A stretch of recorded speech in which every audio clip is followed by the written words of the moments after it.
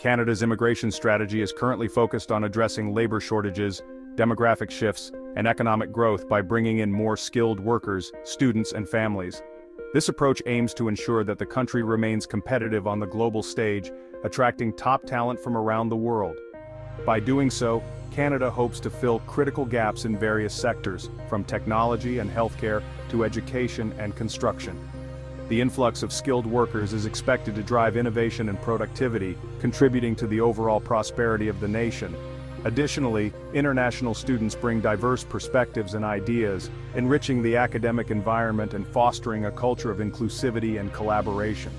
However, reducing immigration targets could be a strategy to maintain positive attitudes toward immigration among Canadians, especially in times of economic uncertainty. This approach might help to balance the needs of the existing population with the benefits of welcoming new residents. By carefully managing immigration levels, the government aims to address public concerns while still leveraging the advantages of a diverse and dynamic population. As public concerns about housing, healthcare, and job competition rise, it becomes crucial to address these issues head-on.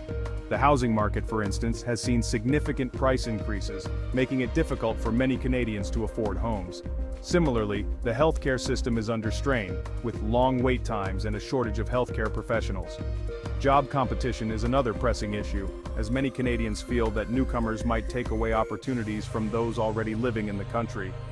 Here's how the government plans to tackle these challenges while still reaping the benefits of immigration.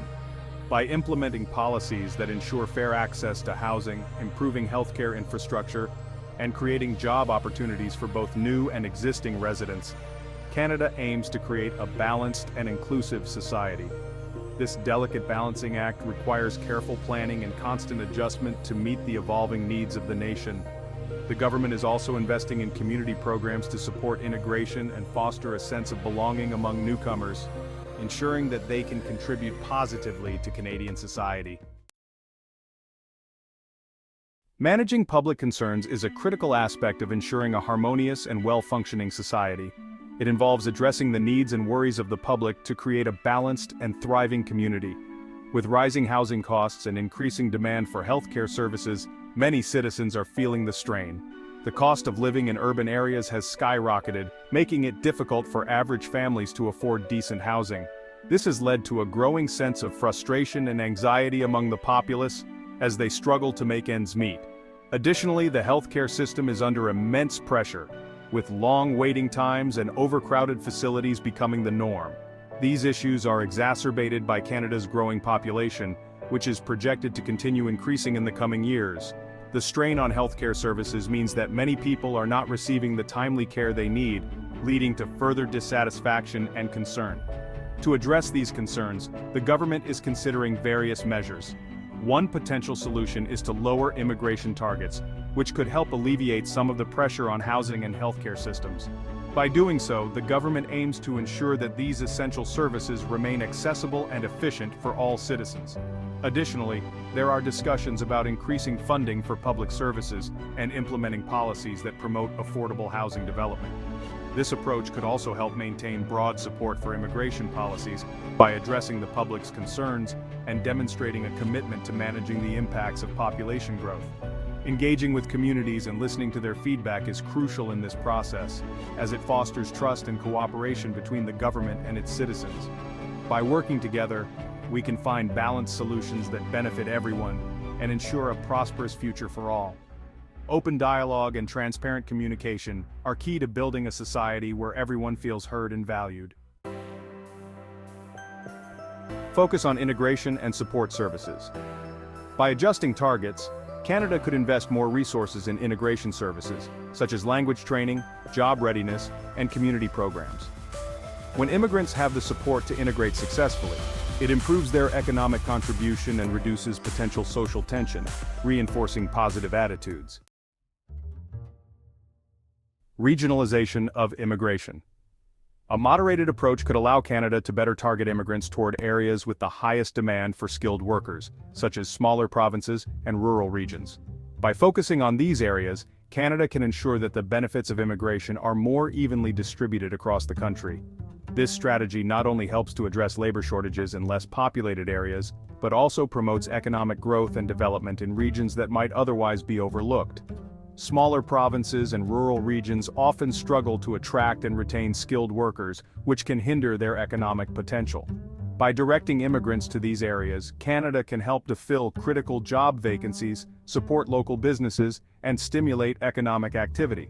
This approach also encourages a more balanced population distribution, reducing the pressure on major urban centers. Regionalizing immigration in this way might help counterbalance issues in larger urban centers where public attitudes toward immigration can be more skeptical due to population density and resource constraints. In major cities, the influx of immigrants can sometimes strain public services and infrastructure, leading to concerns among residents.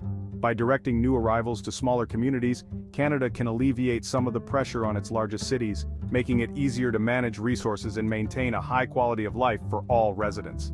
Additionally, smaller communities often offer a more welcoming environment for newcomers, with a greater sense of community and support.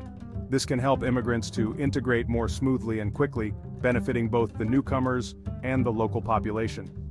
Furthermore, regionalization can help to preserve the cultural and social fabric of smaller towns and rural areas, which might otherwise face decline due to population loss.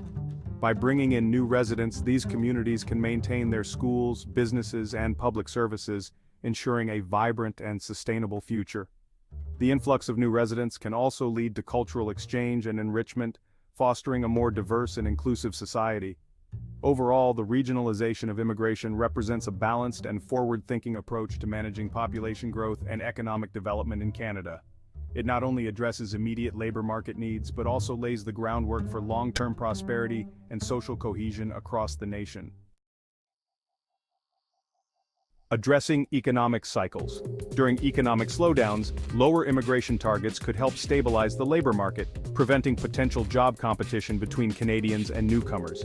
In times of growth, Canada could return to higher targets. This flexible approach could reinforce public confidence in the immigration system's responsiveness to Canada's economic health.